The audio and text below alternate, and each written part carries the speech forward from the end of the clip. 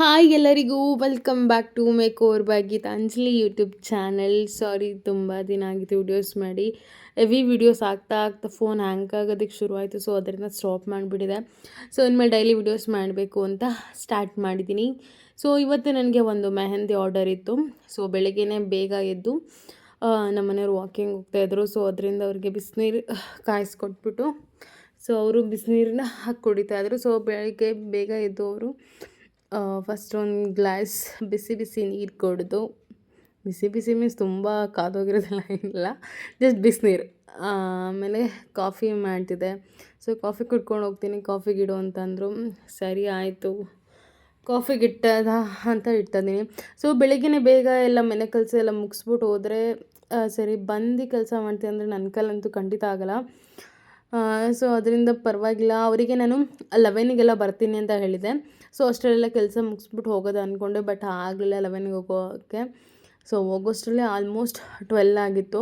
So ಅದು ನಮ್ಮ ಮನೆಯವ್ರು ಕರ್ಕೊ ಹೋಗಿದ್ದಕ್ಕೆ ಅಷ್ಟೊತ್ತಾಯ್ತೀನಿ. ನಾನೇ ಬಸ್ಸಲ್ಲಿ ಹೋಗ್ತೀನಿ ಅಂತ ಅಂದಿದ್ರೆ ಲೇಟ್ ಆಗ್ತಾಯಿತ್ತು. ಸೊ ನಾನೇ ಬಸ್ಸಲ್ಲಿ ಹೋಗ್ತಿದ್ದೀನಿ ಅಂದರೆ ಕನಕಪುರದಿಂದ ಆರವಳ್ಳಿಯಿಂದ ಮರಳವಾಡಿ. ಸೊ ನಮ್ಮ ಮನೆಯವ್ರಿಗೆ ಅವರು ಒಂಥರ ನನಗೆ ಗೂಗಲ್ ಮ್ಯಾಪ್. ಸೊ ಬೇಗ ಕರ್ಕೊಂಡೋದ್ರು. ಸೊ ಅವ್ರಿಗೂ ಕಾಫಿ ಮಾಡಿ ಕೊಟ್ಬಿಟ್ಟು ನಾನು ಕೂಡ ಒಂದು ಲೋಟ ಕಾಫಿನ ಕುಡ್ದು ಫ್ರೆಶ್ ಆಗದ ಅಂತ ಬಂದೆ. ಸೊ ನನಗೆ ಮೆಹಂದಿ ಹಾಕೋದಕ್ಕೆ ಕೋನ್ಗಳು ಬೇಕಿತ್ತು. ಕೋನೆಲ್ಲ ಖಾಲಿ ಆಗಿತ್ತು. ಸೊ ಯಾವಾಗಲೂ ನಾನು ಫ್ರೆಶ್ ಕೋನ್ಗಳನ್ನೇ ರೆಡಿ ಮಾಡ್ಕೊಂಡು ಹೋಗ್ತೀನಿ. ಸೊ ಸ್ಟೋರೇಜ್ ಮಾಡಿರೋದೆಲ್ಲ ಯಾವುದೂ ತೊಗೊಂಡೋಗಲ್ಲ. ಸೊ ಅದನ್ನು ನನಗೆ ಕಂಫರ್ಟಬಲ್. ಸೊ ಬೇರೆಯವ್ರು ಯಾವ ಥರ ಮಾಡ್ತಾರೆ ನನಗೆ ಗೊತ್ತಿಲ್ಲ, ಬಟ್ ನಾನು ಯಾವಾಗಲೂ ಫ್ರೆಶ್ ಅಲ್ಲೇ ರೆಡಿ ಮಾಡಿಕೊಂಡು ತೊಗೊಂಡೋಗ್ತೀನಿ. ಸೊ ನಮ್ಮ ಮನೆಯವರು ಒಂದು 3 ಡೇಸಿಂದ ಕೇಳ್ತಾಯಿದ್ರು ಉಪ್ಸಾರು ಮಾಡು ಅಂತ, ಬಟ್ ನಾನು ಮಾಡಿರಲಿಲ್ಲ. ಸೊ ಫಸ್ಟ್ ದಿನ ಬಂದು ನಮ್ಮ ಮನೇಲಿ ನವಗ್ರಹ ಪೂಜೆ ಇಟ್ಕೊಂಡಿದ್ರು. ಸೊ ಅಲ್ಲಿಗೆ ಹೊಂಟೋದೆ, ಅಲ್ಲಿ ಮಾಡೋಕ್ಕಾಗಿಲ್ಲ. ಅದಾದಮೇಲೆ ಗೌರಿ ಗಣೇಶ ಹಬ್ಬ ಬಂತು, ಆವಾಗಲೂ ಮಾಡೋಕ್ಕಾಗಿಲ್ಲ. ಸೊ ಅದಾದಮೇಲೆ ನೆಕ್ಸ್ಟ್ ದಿನ ನಾವು ಮತ್ತಿತಾಳೇಶ್ವರ ದೇವಸ್ಥಾನಕ್ಕೆ ಹೋಗಿದ್ದೋ, ಅಂದರೆ ನಮ್ಮ ಅಪ್ಪ ಮನೇಲಿ. ಸೊ ಅದರಿಂದ ಆವಾಗೂ ಮಾಡೋಕ್ಕಾಗಿಲ್ಲ. ಸೊ ಇವಾಗ ಮಾಡಿಕೊಟ್ಬಿಡೋದು, ಪಾವತಿಂದ ಕೇಳ್ತಿದ್ದಾರೆ ಅಂತ ಬೆಳಿಗ್ಗೆನೇ ಉಪ್ಸಾರು ಮಾಡೋದಕ್ಕೆ ರೆಡಿ ಮಾಡ್ತಾಯಿದ್ದೀನಿ. ಸೊ ಆಮೇಲೆ ಬಂದು ಚೆಕ್ ಮಾಡಿದೆ ಬಾಮ್ ಎತ್ಕೊಳ್ಳೋದ ಅಂತ, ಬಟ್ ಫ್ರೀಝರಲ್ಲಿ ಬಾಮ್ ಎಲ್ಲ ಖಾಲಿ ಆಗಿತ್ತು. ಸೊ ರೆಡಿ ಮಾಡ್ಕೊಬಿಡೋದ, ಬಾಮ್ ಇಲ್ಲ ಅಂತ ಅಂದ್ರೆ ಆಗೋಲ್ಲ. ಸೊ ಬ್ರೈಡಲ್ಲಿಗೆ ಎಂಗೇಜ್ಮೆಂಟ್ ಯಾರೇ ಆಗಲಿ ಮೆಹಂದಿ ಹಾಕ್ಸ್ಕೋತಾರೆ ಅಂದರೆ ಆರ್ಗ್ಯಾನಿಕ್ ಮೆಹಂದಿಗೆ ಬಾಮ್ ಬೇಕೇ ಬೇಕು. ಸೊ ನನಗೆ ರೀಸೆಂಟಾಗಿ ಯಾರೋ ಕೇಳಿದರು, ಅಕ್ಕ ಹಿಂಗೆ ನಾನು ಕೆಮಿಕಲ್ ಕೋನ್ನ ಅಂದರೆ ಮಾಮೂಲಿ ಕಾವೇರಿ ಕೋನ್ ಬರುತ್ತಲ್ಲ ಅದನ್ನು ಯೂಸ್ ಮಾಡಿದೆ. ಅದ್ರ ಮೇಲೆ ನಾನು ಬಾಮ್ನ ಯೂಸ್ ಮಾಡಿದೆ. ಅದು ನೋಡ್ರೆ ಕಲರೇ ಬಂದಿಲ್ಲ ಅಕ್ಕ ಅಂತ. ಬಟ್ ನನಗದು ಯಾಕೆ ಏನು ಅಂತ ನನಗೂ ಗೊತ್ತಿಲ್ಲ. ನನಗೆ ಗೊತ್ತಿರೋ ಪ್ರಕಾರ ಯಾರೂ ಕೆಮಿಕಲ್ ಕೋನ್ಗೆ ಬಾಮ್ ಹಚ್ಚಲ್ಲ, ಅದು ಆರ್ಗ್ಯಾನಿಕ್ ಕೋನ್ಗಂತ ಇರೋದು. ಸೊ ಐ ಥಿಂಕ್ ನೀವೇನೋ ಮಿಸ್ಟೇಕ್ ಮಾಡಿದ್ದೀರಾ ಅನಿಸುತ್ತೆ. ಸೊ ನಾನು ಬೇಗ ಕೆಲಸದ ಮಧ್ಯೆ ಇದನ್ನು ಇಟ್ಕೊಂಡಿದ್ದೀನಿ. ಸೊ ಇದನ್ನು ನಾನು ಡಬಲ್ ಬಾಯ್ಲಿಂಗಲ್ಲಿ ಇಟ್ಟಿದ್ದೀನಿ. ಸೊ ನಮ್ಗೆ ಹೇಳಿರೋ ಥರ ಅದು ಎಲೆಕ್ಟ್ರಿಕ್ ಸ್ಟವ್ ಬರುತ್ತಲ್ಲ ಅದ್ರ ಮೇಲೆ ಇಟ್ಕೊಳ್ಳಿ ಅಂತ ಹೇಳಿದರು. ಬಟ್ ನನ್ನ ಹತ್ರ ಅದು ಇಲ್ಲದೇ ಇರೋ ಕಾರಣದಿಂದ ನಾನು ಸ್ಟವ್ ಮೇಲೇ ಡಬಲ್ ಬಾಯ್ಲಿಂಗಿಗೆ ಇಟ್ಟು ಸ್ಲಿಮ್ ಅಂದರೆ ಸಣ್ಣದಿರುತ್ತಲ್ಲ ಅದರಲ್ಲಿ ಸಣ್ಣ ಮಾಡಿ ಇಟ್ಟಿದ್ದೀನಿ. ಯಾಕಂದರೆ ಅದು ನೀರು ಕುದೀತಾ ಪಾತ್ರೆಗೆ ನೀರು ಬಂದುಬಿಟ್ರೆ ಕಷ್ಟ. ಸೊ ಅದರಿಂದ ನಾನು ಫುಲ್ ಸಣ್ಣ ಮಾಡಿದ್ದೀನಿ. ಸೊ ಆ ಥರ ನೀರು ಕುದೀತಾನೆ ಇತ್ತು. ಓಕೆ, ಸ್ವಲ್ಪ ಆಫ್ ಮಾಡೋದು, ಸ್ವಲ್ಪ ಹಚ್ಚೋದು, ಸ್ವಲ್ಪ ಆಫ್ ಮಾಡೋದು, ಹಚ್ಚೋದು, ಹಿಂಗೆ ಮಾಡ್ತಿದ್ದೆ. ಸೊ ಅದಕ್ಕೆ ಮಿಕ್ಸ್ ಮಾಡೋ ಆಯಿಲ್ಸ್ ಎಲ್ಲ ಖಾಲಿ ಆಗಿಬಿಟ್ಟಿತ್ತು. ಮತ್ತು ಹೊಸ್ದಾಗಿ ಆಯಿಲ್ನ ಮಿಕ್ಸ್ ಮಾಡಿದೆ. ಸೊ ಬಾಮ್ ಇವಾಗ ರೆಡಿ ಆಯಿತು. ಸೊ ನೋಡಿದ್ರೆ ಅದು ಸ್ವಲ್ಪ ಬಿಟ್ಟರೆ ಇಷ್ಟು ಗಟ್ಟಿ ಆಗಿಬಿಡುತ್ತೆ ಅಂತ. ಸೊ ಅದನ್ನು ತೊಗೊಬಂದು ಇಲ್ಲಿ ಟೀಪಾಯ್ ಮೇಲಿಟ್ಟು ನಮ್ಮ ಮನೆಯವ್ರಿಗೆ ಮುದ್ದೆನ ಕೊಟ್ಟೆ. ಸೊ ಅದಾದಮೇಲೆ ಅವರು ಮೆಹಂದಿ ಮಿಕ್ಸಿಲಿ ಮಾಡಿಬಿಡ, ಊಟ ಮಾಡುವಾಗ ಅದು ಒಂಥರ ಸ್ಮೆಲ್ ಬರುತ್ತೆ, ಎದ್ದೋಗು ಅಂತ ಇದ್ದರು. ನಾನಿಲ್ಲ ನನಗೆ ಗೊತ್ತಿತ್ತು ಅವ್ರು ಹಂಗೆ ಅಂತಾರೆ ಅಂತ, ಬಟ್ ಆದರೂ ಹೋಗಿ ಕೂತ್ಕೊಂಡೆ. ಸೊ ಆಮೇಲೆ ಅವರಿಲ್ಲ ಫಸ್ಟ್ ಎದ್ದೋಗು ಅದು ಒಂಥರ ಅಮೃತ ಅಂದರೆ ಅವ್ರು ಅದನ್ನೇನು ಕೆಟ್ಟದಾಗಿ ಹೇಳ್ತಿದ್ದಾರೆ ಅಂತ ಅಲ್ಲ, ಬಟ್ ಅವರಿಗೆ ಸ್ಮೆಲ್ ಆಗಲ್ಲ. ಸೊ ಮನೆಗೆ ಬಂದ ತಕ್ಷಣ ಏನೋ ಅಮೃತಾಂಜನ್ ಸ್ಮೆಲ್ಲು. ಸೊ ಫಸ್ಟ್ ದಿನ ಅವ್ರು ಕನ್ಫ್ಯೂಸ್ ಆಯಿತು, ಏನು ಅಮೃತಾಂಜನ್ ಇಷ್ಟೊಂದು ಹಾಕ್ಬಿಟ್ಟಿದ್ದಾಳೆ ಅಂತ. ಬಟ್ ಆಮೇಲೆ ಅವ್ರಿಗೆ ಗೊತ್ತಾಯಿತು, ಇದು ಮೆಹಂದಿಗೆ ಹಾಕೋದು ಅಂತ. ಸರಿ ಆಯಿತು ಅಂತ ಹೇಳಿ ನಾನು ಆಚೆ ಬಂದು ಮಿಕ್ಸ್ ಮಾಡೋದ ಅಂತ ಆಚೆ ಎಲ್ಲ ಮಿಕ್ಸ್ ಮಾಡಿಕೊಂಡು ಬಂದು ಕೋನ್ಗಳನ್ನೆಲ್ಲ ರೆಡಿ ಮಾಡಿ ಪ್ಯಾಕ್ ಕೂಡ ಮಾಡಿದೆ. ಸೊ ಬಾಮ್ ನಾನೊಂದು 2 ಸ್ಪೂನ್ಗೆ ಹಾಕಿದೆ. ಸೊ ಅದಕ್ಕೆ ಆಲ್ಮೋಸ್ಟ್ 12 ಅನಿಸುತ್ತೆ, 12 ಬಾಮ್ ರೆಡಿಯಾಗಿತ್ತು. ಸೊ ಅದನ್ನೆಲ್ಲ ರೆಡಿ ಮಾಡಿ ಇಟ್ಬಿಟ್ಟು ಸ್ವಲ್ಪ ಅಡುಗೆ ಮಾಡಿದ್ದು ಪಾತ್ರೆಗಳೆಲ್ಲ ಇತ್ತು. ಸೊ ಪಾತ್ರೆಗಳೆಲ್ಲ ತೊಳೆದಿಟ್ಬಿಟ್ಟು ಹೋಗೋದ. ಸೊ ಹಂಗೆ ಬಿಟ್ಟರೆ ಅದೆಲ್ಲ ಒಂಥರ ಸೊಳ್ಳೆ ಎಲ್ಲ ಮುತ್ತೋದು ಆ ಥರ ಎಲ್ಲ ಆಗುತ್ತೆ. ಸೊ ಕ್ಲೀನಾಗೆಲ್ಲ ಕ್ಲೀನ್ ಮಾಡಿಬಿಟ್ಟೆ ಹೊಂಟೋಗೋದ, ಸ್ವಲ್ಪ ಲೇಟ್ ಆದರೂ ಪರವಾಗಿಲ್ಲ ಅಂತ ಹೇಳಿ ಎಲ್ಲ ಕ್ಲೀನ್ ಮಾಡಿ ನಾನು ಹಬ್ಬಕ್ಕೆ ಬೆಡ್ಶೀಟ್ಗಳನ್ನೆಲ್ಲ ಒಗ್ದಾಕಿದೆ. ಮತ್ತು ತಿರ್ಗಿ ಅದ್ರ ಮೇಲೆ ಹಾಕೋದಕ್ಕೆ ಟೈಮ್ ಸಿಕ್ಕಿರಲಿಲ್ಲ. ಸೊ ಇವಾಗ ಹೆಂಗೂ ಮನೆ ಕಸ ಗುಡಿಸ್ಬಿಟ್ಟು ಹೋಗಬೇಕು.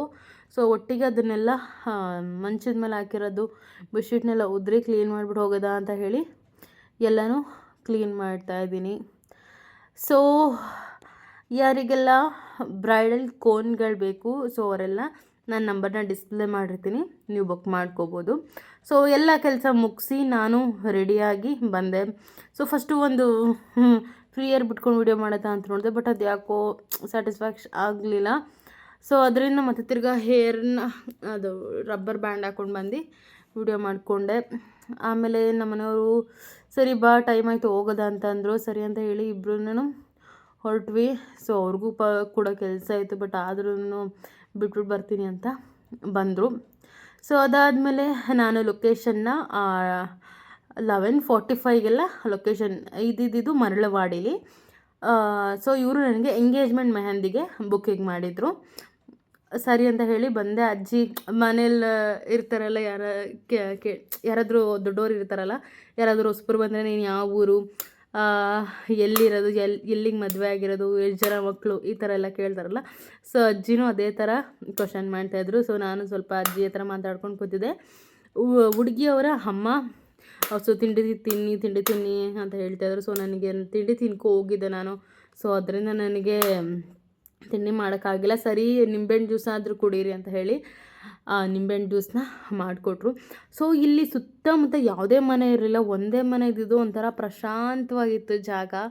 ಸೊ ನನಗೂ ಕೂತ್ಕೊಂಡು ಬರೆಯೋದಕ್ಕೆ ಆರಾಮ್ ಅನ್ನಿಸ್ತಾಯಿತ್ತು. ಸೊ ಯಾವುದೇ ಡಿಸ್ಟರ್ಬೆನ್ಸ್ ಇರಲಿಲ್ಲ. ಸೊ ನಾನು ಆಂಟಿಗೆ ಅದು ಹೇಳ್ತಿದ್ದೆ, ಆಂಟಿ ಇಲ್ಲಿ ಮನೆ ಇರೋದು ನಿಮಗೆ ಹೆಂಗೋ ಅಕ್ಕಪಕ್ಕ ಇವ್ರದ್ದು ಟೆನ್ಷನ್ ಇಲ್ಲ, ನೆಮ್ಮದಿಯಾಗಿರ್ಬೋದು ಅಂತ. ಸೊ ಅವರಿಗೆ ಮೆಹಂದಿ ಸ್ಟಾರ್ಟ್ ಮಾಡಿದೆ. ಸೊ ಅವ್ರಿಗೂ ಫಸ್ಟ್ ನಾವು ತೋರಿಸಿದ ಡಿಸೈನ್ ಬೇಡ. ಸೊ ಆಮೇಲೆ ಅದು ಯಾಕೋ ಸ್ವಲ್ಪ ಸಿಂಪಲ್ ಆಯಿತು, ಬೇಡ ಚೆನ್ನಾಗಿ ಬರೀಬೇಕು ಅಂತ ಹೇಳಿ ನಾನು ಬೇರೆ ಡಿಸೈನ್ನ ಅವ್ರಿಗೆ ತೋರಿಸ್ದೆ. ಅವರು ಇಲ್ಲಿ ಕೆಲವೊಂದು ಕಡೆ ಇಲ್ಲಿ ರಿಂಗ್ ಮತ್ತು ಕಡೆ ಇನ್ಶಿಲ್ ಬರೆದಿದ್ದೀನಲ್ಲ, ಸೊ ಅಲ್ಲಿ ಅವರು ಚೇಂಜಸ್ ಕೇಳಿದ್ರು. ಅಕ್ಕ ಇಲ್ಲಿ ರಿಂಗ್ ಹಾಕಿ ಒಂದು ಕಡೆ ಇನ್ಶಿಲ್ ಹಾಕಿ ಅಂತ. ಸರಿ ಅಂತೇಳಿ ಇದು ಬಂದು ಆ್ಯಕ್ಚುಲಿ ಬ್ರೈಡಲ್ ಡಿಸೈನು. ಸೊ ನಾನು ಅದನ್ನು ಎಂಗೇಜ್ಮೆಂಟಿಗೆನೇ ಇಲ್ಲೊಂದು ಚೇಂಜಸ್ ಒಂದು ಮಾಡಿ ಹಾಕ್ತೀನಿ ಅಂತ ಹೇಳಿದೆ. ಪಾಪ ಅವ್ರು ಏನೂ ಹೇಳಿಲ್ಲ. ಸರಿ ಆಯಿತು ಹಾಕಿ ಅಕ್ಕ ಅಂತ ಹೇಳಿದರು. ಸೊ ಅದೇ ಥರ ನಾನು ಇವ್ರಿಗೆ ಹಾಕಿದೆ. ಸೊ ನಾನು ಇವ್ರಿಗೆ ಹಾಕಕ್ಕೆ ಶುರು ಮಾಡಿದಾಗ ಟೈಮ್ ಒಂದು 12 ಆಗಿತ್ತು. ಸೊ ನಾನು ಮುಗಿಸೋಷಲಿ to front hand back hand ಮುಗಿಸೋಷಲಿ ಆಲ್ಮೋಸ್ಟ್ 3:34 ಅನಿಸುತ್ತೆ. ಸೊ ಇವ್ರದ್ದು ಬರೆದ್ಮೇಲೆ ಇನ್ನೊಬ್ರಿಗೆ ಬರೆದೆ. ಅವ್ರಿಗೇನು ಏನೋ ಹೇಳಿರಲಿಲ್ಲ, ಇವರೊಬ್ರಿಗೆ ಅಂತಾರೆ ಹೇಳಿದ್ದು. ಅಕ್ಕ ಒಂದು ಎಕ್ಸ್ಟ್ರಾ ಕೋನ್ ತೊಗೊಬನ್ನಿ ಕೊಡಿ, ಇವ್ರು ಹಾಕೋತಾರೆ ಅಂತ ಹೇಳಿದರು. ಆಮೇಲೆ ಅವರೂ ಇಲ್ಲ ಅಕ್ಕ ನೀವೇ ಹಾಕ್ಬಿಡಿ ಅಂತ ಹೇಳಿ ನನ್ನ ಹತ್ರನೇ ಹಾಕಿಸ್ಕೊಂಡ್ರು. ಮತ್ತು ತಿರ್ಗಾ ಇದೊಂದು ಕ್ಯೂಟ್ ಬೆಕ್ಕು, ಚೆನ್ನಾಗಿದ್ದು ಒಂಥರ ಕಾಲಿಗೆ ಬಂದು ಉಜ್ಜಿಸ್ತಾಯಿತ್ತು. ಸೊ ಅದಾದಮೇಲೆ ಮೆಹಂದಿ ಎಲ್ಲ ಹುಡುಗಿದು ಬ್ಯಾಕ್ ಸೈಡ್ ಬರೆಯೋದಕ್ಕೆ ಮುಂಚೆ ಅದು ಟರ್ನ್ ಮಾಡಿದಾಗೆಲ್ಲ ಉದ್ರೋಗುತ್ತೆ ಅಂತ ಹೇಳಿ ಫ್ರಂಟದ್ದು ವಿಡಿಯೋ ಮಾಡ್ಕೊಳ್ಳೋದ ಅಂತೇಳಿ ವಿಡಿಯೋ ಮಾಡ್ಕೋತಾ ಇದ್ದೆ. ನಾನು ವಿಡಿಯೋ ಮಾಡ್ತಾ ಇರೋದು, ಇನ್ನೊಬ್ರು ಕೈಲಿ ಫೋನ್ ಕೊಟ್ಟು ವಿಡಿಯೋ ಮಾಡಿಸ್ಕೋತಾ ಇದ್ದೆ. ಸೊ ಏನಾದರೂ ಡಿಫ್ರೆಂಟಾಗಿ ಏನಾದರೂ ಬೇಕು ಅಂತ ಹೇಳಿ. ಸೊ ಇದಾಗಿತ್ತು ಇವರ engagement mehndi final look. So ಇನ್ನೊಬ್ಬರು ಅಂತ ಹೇಳಿದ್ನಲ್ಲ ಅದು ಅವರೇ. ಸೊ ಅದಾದಮೇಲೆ ಮುಗಿಸಿ ನಾನು ಒಂದು 4:30ಗೆ ಬಸ್ ಸ್ಟಾಪಿಗೆ ಬಂದೆ. ಅವ್ರ ಮನೆಯವರೇ ಬಿಟ್ಕೊಟ್ರು.